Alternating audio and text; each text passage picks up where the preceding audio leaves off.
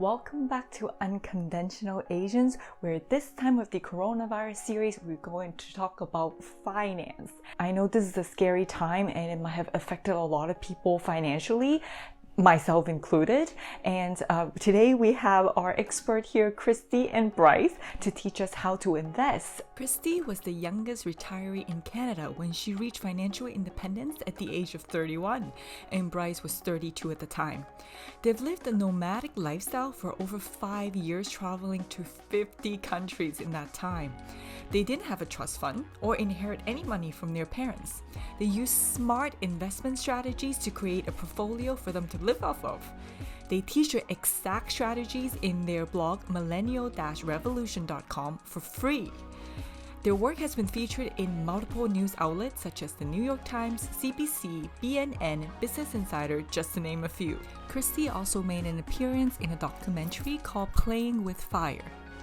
As if that's not impressive enough, they also wrote a best-selling book called Quit Like a Millionaire, No Gimmicks, Luck, or Trust Fund Required. So what's the catch? Nothing, because they're already financially independent. I personally have followed their investment workshop a few years ago and made a huge difference in terms of my financial well-being. I had zero knowledge, absolutely, and I hated math and just was not good at it at all. And I hope I can inspire you to do the same if you feel intimidated, because their information is broken down so that it would be understandable in layman's terms. Without further ado, let's get right into it and welcome Kristy and Bryce. Welcome to the show. Hello. Just want to tell the audience how we met. We met at this retreat called Chautauqua about 2 years ago in Greece, where it's a gathering of a lot of like-minded people that are in the FIRE space, standing for financially independent, retire early, where people talk about how to invest and what they want to do after they become financially independent, so then they can live the life that they want. So we know that you're nomadic, and where are you right now?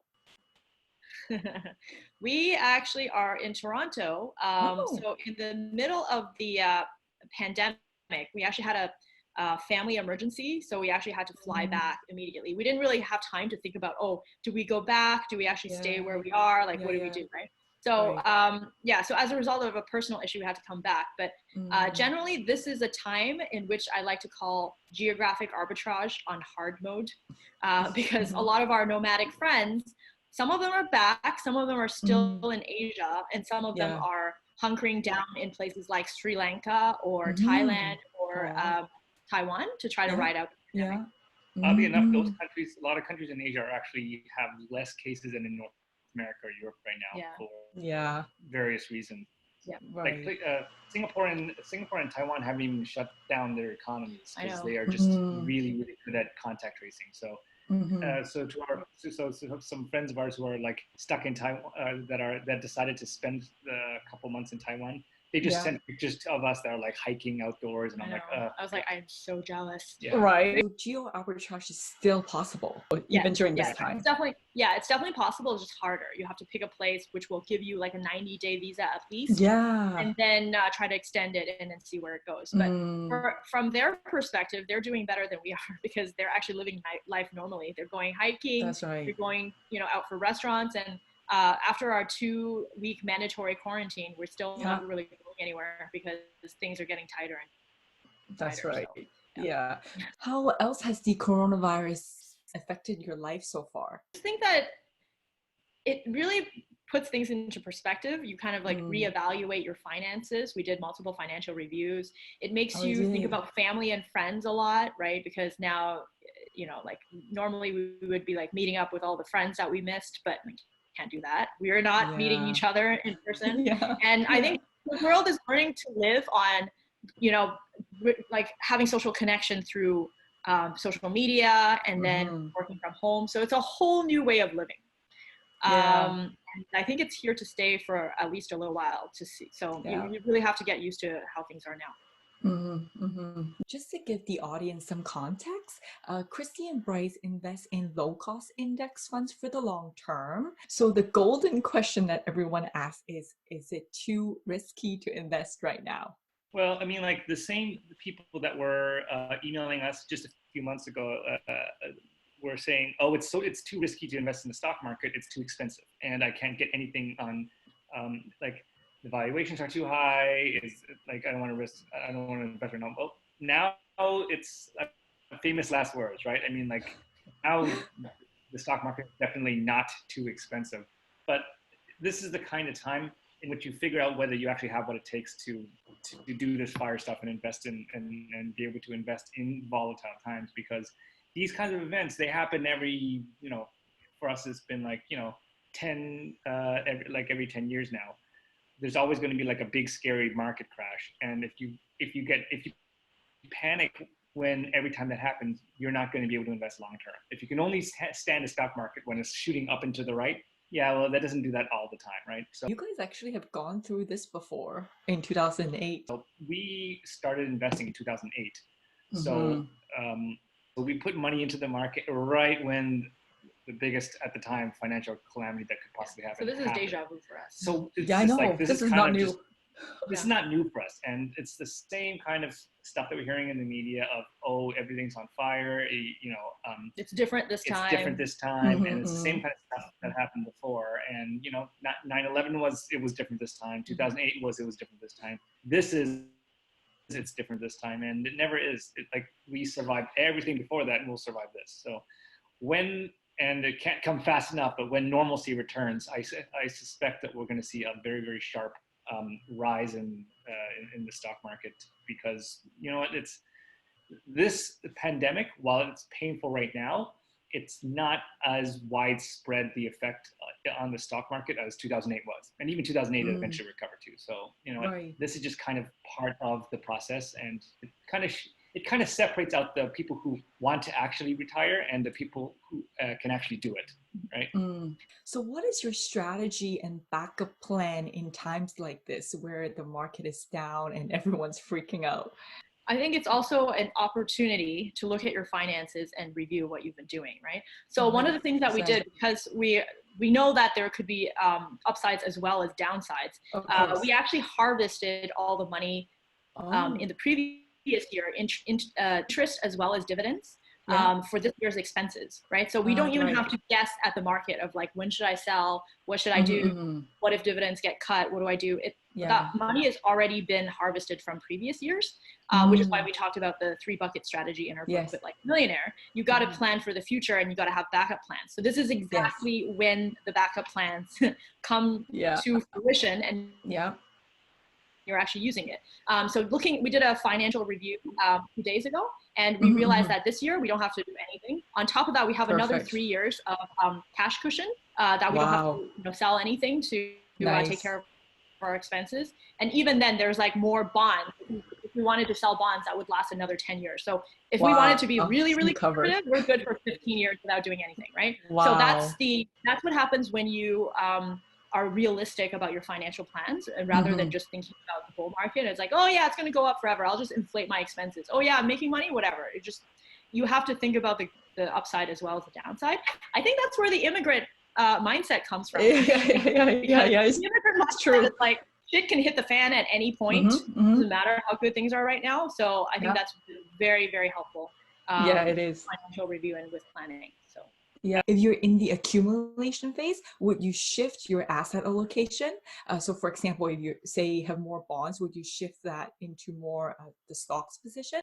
If in the accumulation phase, that does make sense.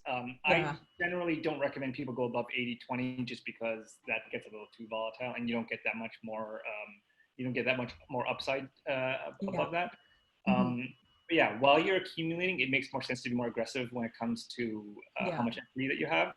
As you start to approach retirement, or for us when you actually retired, it makes sense to shift towards fixed income, so that you have more yield or income that comes from bonds and dividends, as well as reducing your volatility. Because the first few years of retirement, that's the most dangerous part. If you retire and then it crashes right away, then that's the thing that will cause you to deplete your portfolio too fast.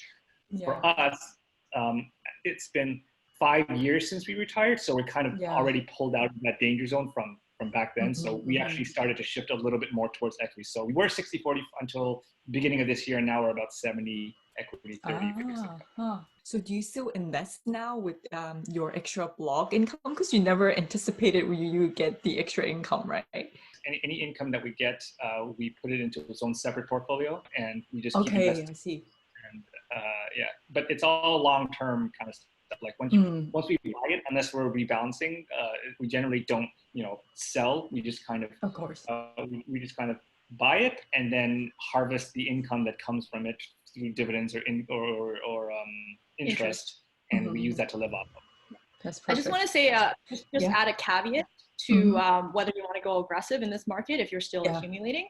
I would, once again, because I'm the pessimist, I would assess your job situation and your emergency fund situation. So if your job is not that secure, I would not go that aggressive. And if you don't have emergency fund, I would stock up on getting an emergency fund first, because you don't really know. Like if you're in the career, like if you're fortunate enough to be in tech and you can work from home, and likely like if you get laid off, you can find another job and you're working from home, you're good. But if you're kind of in an industry that's not as essential, or you can't really work from home, I would caution to make sure that you have your emergency fund and make sure your job is stable before you decide to, accumulate for the future. How many months of emergency funds do you think people need right now to be safe? Okay, first of all, I would look into programs that might be able to help you, right? Because like I know that the government, the US government, Canadian government, they put a lot of stimulus into the market. They are actually helping people who are in your exact situation, who don't have the income coming in. So see if you can like rely on unemployment insurance, or see if there's any kind of like government help. Okay. And then see how long that will last. And then add like 6 months to a year to that. So I would say I would say at least 6 months. And for people who are extremely pessimistic, maybe like add that together and make sure that it's enough for 2 years or something like that. But yeah, I would definitely be on the, like if you are in that industry in which you're not quite sure how stable your job is and when it's going to come back, definitely look into government programs and unemployment insurance, and then at least six months to a year after that. What would your investment strategy be right now? Would you still dollar cost average, or just buy more of certain stocks and pile them up during this time? Dollar cost average, because the thing is you don't know. Right? Yeah, always, because you don't know where the bottom is. Like if you put like a large amount of money, like 6 figures all at once, and then it continues going down, you're not going to feel very good, and you might panic and like pull it back out again. So when we were in 2008, that's what I did, and it made it very unemotional and kind of mechanical. So I was still working at the time, so every paycheck I would get every 2 weeks, I would then put whatever I needed for immediate living expenses, and then the rest into the markets. And as a result, I kept buying it as it went down, and I didn't need to call the bottom. It just picked up more automatically as the prices fell. And as a result, when it recovered, I was able to participate in the upswing more strongly than I felt the downswing, because I had picked up more units at the bottom. So this is going to recover eventually, and I expect that will happen. But you, me, and nobody can call where that bottom is or when it is. So nobody can time the market. That's right. What's actually your investment frequency like? Well, these days we do it once a quarter. So January, March, July, and then September. I see.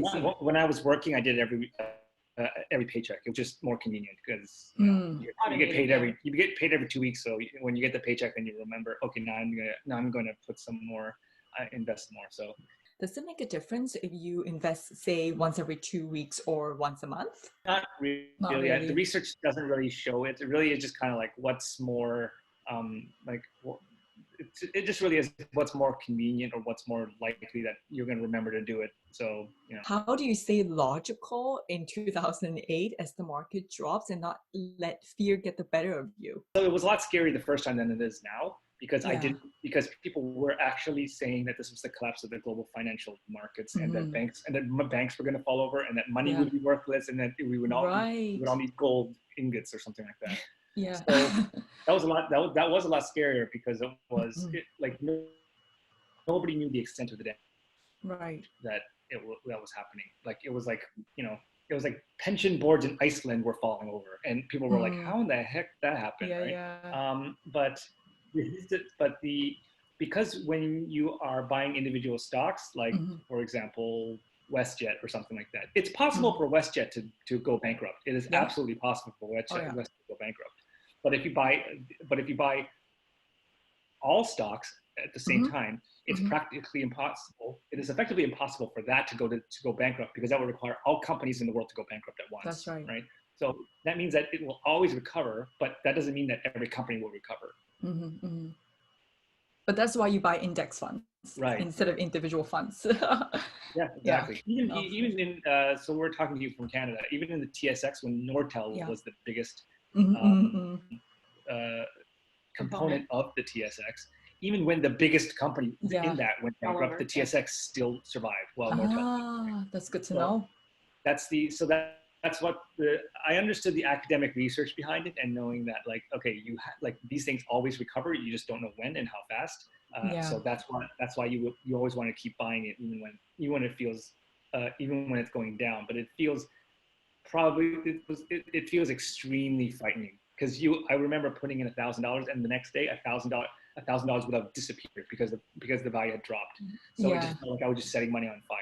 I know logically we know how this works, but emotionally it's a completely different story. So how do you set yourself up for success so that you make sure that you invest during those times? Dollar cost averaging. So I decided that at the time that I would do it once every 2 weeks, no matter what. So as soon as I got money coming from my job, I would say, okay, I'm investing this in the same funds no matter what, and no matter what the price is.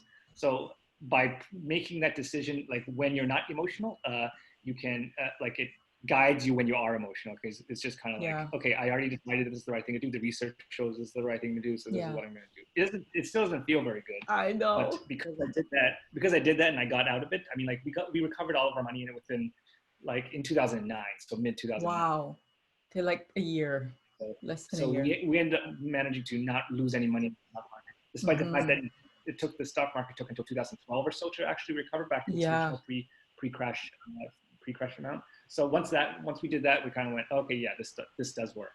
This Fidelity study about the most successful investors are dead people. Like, this is what J.L. Collins, the author of Simple Path to Wealth, was saying, that because those people don't actually dance in and out of the market. I think if I were working right now and I was trying to decide whether to automate it or make a decision myself, I would automate it. Right. Because without automating it, it's very hard to overcome those emotions. And if you think about it, why are dead people better at investing than people who are alive? Because not touching it. You can't actually touch it, right? So automate it, pretend you're dead, and just let it go. You know, another thing that I found is comforting during a time like this is because, you know, you can't control the stock market. You can't predict the future. You don't know whether it's going to fall further. You don't know whether you're going to stay out and you're going to miss out on the bull run that comes afterwards. But one thing I found that was really good in terms of keeping me sane was controlling the things that you can control, like your budget, right? Like doing a financial review, like staying healthy, and things that you can control. Like looking at our budget for this year, like seeing what makes sense and what doesn't make sense, and getting an Airbnb deal was very helpful because I was like, oh man, I have to come back to Toronto where everything's freaking expensive, and now we can't go to Thailand. Like, what is this, right? I know. It costs so much money. Horrible. But because I'm a control freak and I decided to look at Airbnb, so one of the things that happens is because traveling, because of all the travel restrictions, Airbnb has actually gone down in value significantly in terms of the rentals. So this apartment, which is a 2-bedroom with a really nice view. It looks super nice. Yeah. It's like the 33rd floor of this fancy condo, which originally rents for at least 110 to 200 Canadian dollars a night. We got it for $56. So it's like, well, okay, so that's something I can control, right? Because when the stock market's crashing and people are afraid for the economy, guess what? Things get cheaper. So you don't actually need as much money to live on. So that's something you have control over. Like forced austerity, right? You can't actually spend money even if you wanted to. So in that way, your expenses are going to look really good, even if you're panicking about your earnings, you're panicking about your investments. You actually can't spend any money. Is the FIRE movement dead? That's what the haters would like to think. But no, it's not dead. Actually, I think this is more reason to become financially independent in the first place, because one of the things that made me really worry looking at the news is they said 42% of Canadians can't even go with having like 2 weeks without a salary. Like 2 bad weeks could destroy them, right? Yeah. And then they said something like 60% of Americans have less than $1,000 saved in their emergency fund. And that was terrifying, right? That's why I'm saying this is an opportunity and a wake-up call to look at your finances and figure out what's going on. Because if you're a FIRE person, even if the stock market crashed further and you got your portfolio cut in half, are you really one paycheck away from being homeless? No, like you still have your finances intact. You still have bonds that you can sell. You still have dividends and interest that's coming in. But for everybody else, that is not the case. So for everyone that's saying, oh, the FIRE movement is dead, I'm like, no, it's actually very much alive and well. This movement is going to show you who actually looked at their finances and who is basically caught with their pants down, right? So I think there's a Warren Buffett saying that says, when the tide goes out, then you'll actually see who's swimming naked. And that's what's happening with the FIRE community as well. Like to see who actually is really financially independent and who leveraged way too much money and who took too much risk, and it's actually not a sustainable like FIRE plan to actually become financially independent.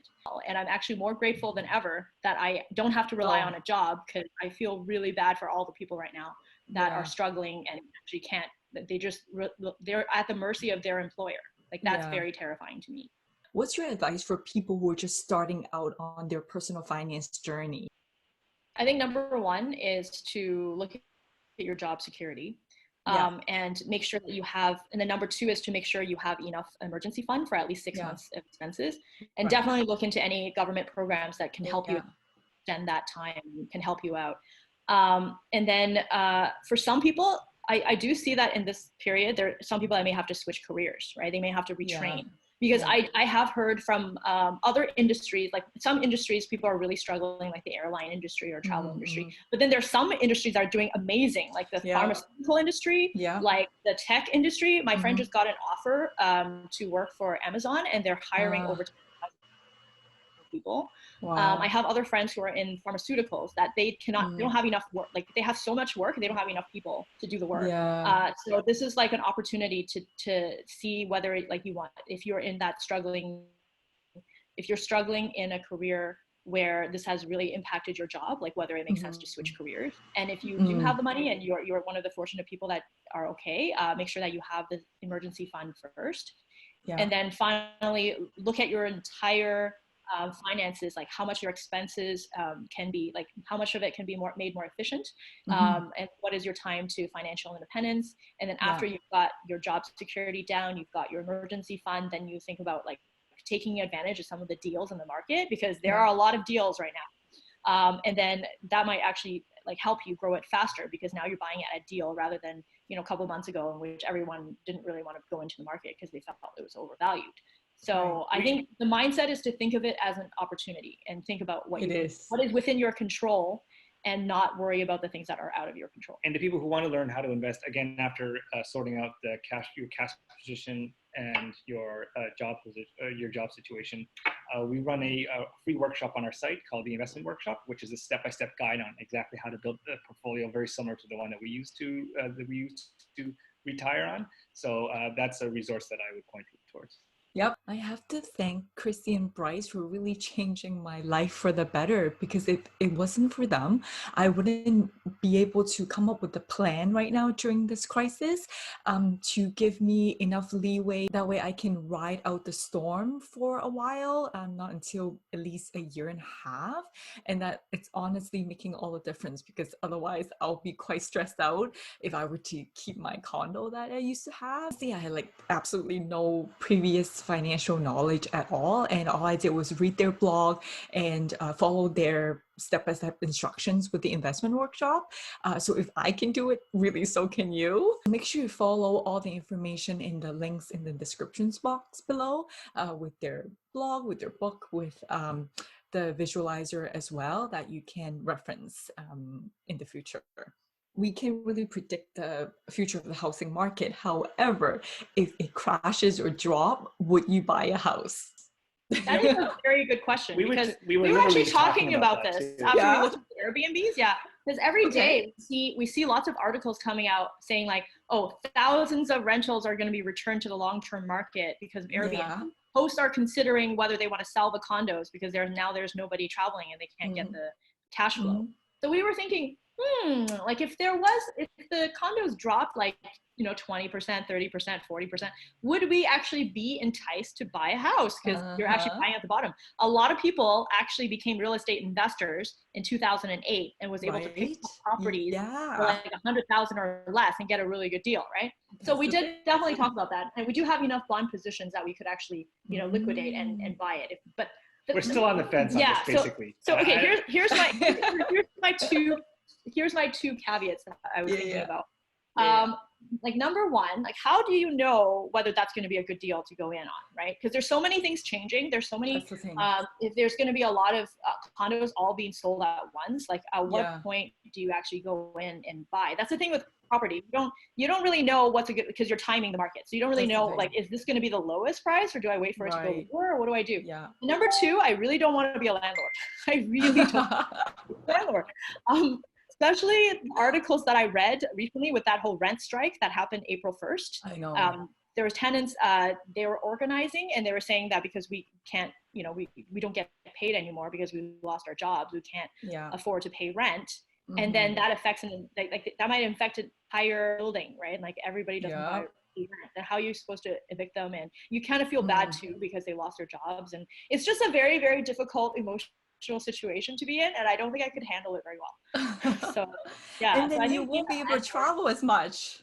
I know being a landlord is probably not a good fit for me.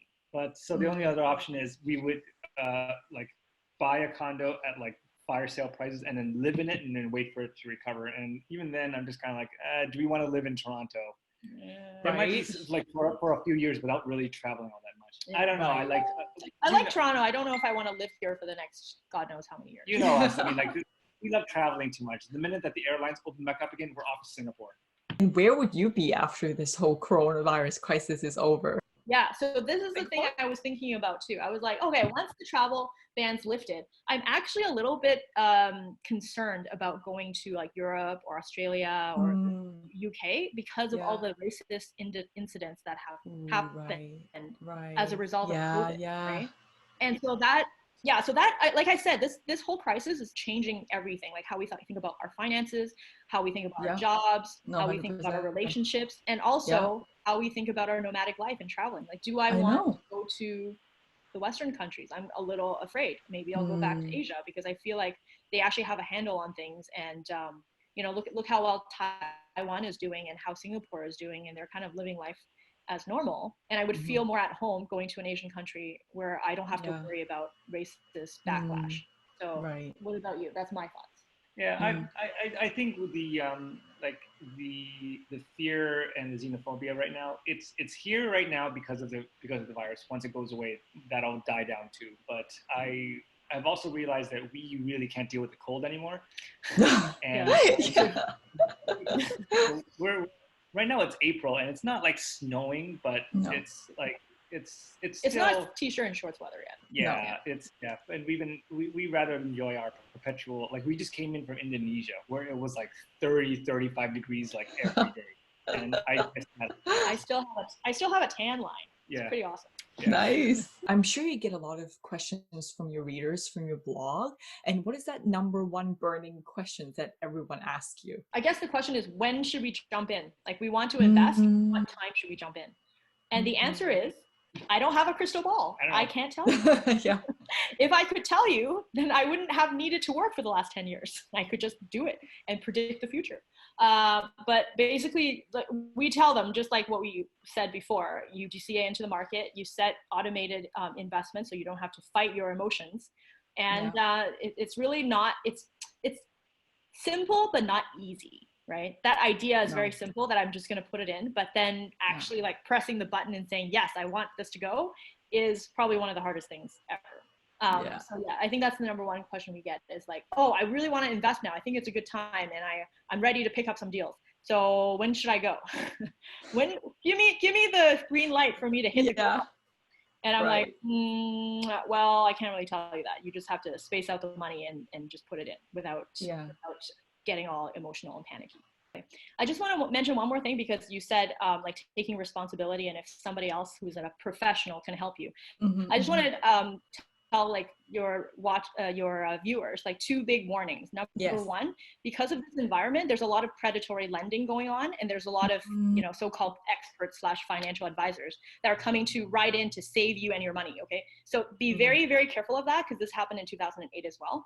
Whenever people are very scared, there are individuals that can take advantage of that fear, right? So instead of just giving away things for free like we do, so then we're not, like, there's no incentive for us to screw you because we're not taking any money from you. Be aware of the loan sharks that are coming out and saying like, sign up for this and you don't have to pay any interest for so many years. And then, like everybody is approved. Yeah, beware of those loan sharks. You will get they're giving you a rope to hang yourself with. Do not go for that. Definitely instead look into like government programs and stimulus to help you out instead of those loan sharks.